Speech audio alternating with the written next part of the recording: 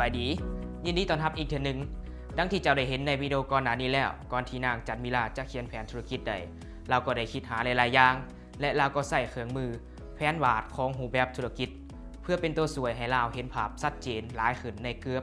ทุกๆองค์ประกอบของธุรกิจของเราตอนนี้เราก็พร้อมที่จะเขียนแผนธุรกิจของเราแล้วเพื่อเฮ็ดให้ง่ายขึ้นนางจันมิลาได้นำใส่ห่างการเขียนแผนธุรกิจแบบง่ายดายซึ่งเจ้าเองก็สามารถใส่คือกันกับเราได้เช่นกันพวกเฮาได้คัดติดไว้กับเอกสารของบทเรียนนี้แล้วถ้าเจ้าต้องการเจ้าก็สามารถเฮ็ดตามเราได้และจดบันทึกไว้ในขณะที่เจ้าเบิ่งไปแต่ละหัวข้อในแผนธุรกิจที่เฮาจะนำเสนอ4หมวดหลักๆซึ่งประกอบมี 1. หมวดการสรุปแผนธุรกิจโดยย่อ 2. หมวดแนวความคิดทางธุรกิจโดยรวม 3. หมวดการตลาดและ 4. หมวดการวางแผนการเงินหมวดทับอิฐแม่นการสรุปแผนธุรกิจของเราหมู่ของเราได้บอกเราให้ปะหมวดนี้ไปก่อนจนกว่าจะหอดตอนสุดท้ายและให้เริ่มเฮ็ดหมวดที่2ก่อนซึ่งเป็นการถามเกี่ยวกับแนวความคิดทางธุรกิจของเรา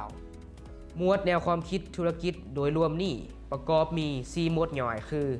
แผนวาดของรูปแบบธุรกิจสินค้าและการบริการโอกาสและความเสี่ยง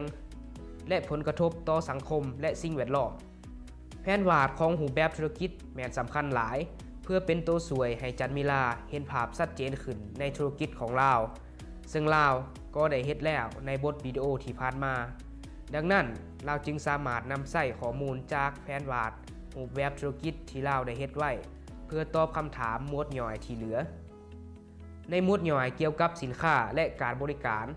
เราต้องเติมข้อมูลเกี่ยวกับสินค้าที่เราขายจากนั้นเราต้องได้อธิบายสินค้าที่เราขายแม่นแล้วเรากำลังขายประเภทข้าวเคียบโดยเฉพาะแม่นข้าวเคียบหมักอึแต่เราเฮ็ดหลายกว่านั้นเราผลิตและขายขนมที่แซ่บสะดวกสบายผลิตจากหมากไหมท้องถิ่นเพื่อขายให้แก่คนทั่วประเทศสำหรับหมวดย่อยเกี่ยวกับโอกาสและความเสี่ยงจะถามเกี่ยวกับโอกาสทางธุรกิจและท่าแหงที่เฮ็ดให้ธุรกิจประสบผลสำเร็จ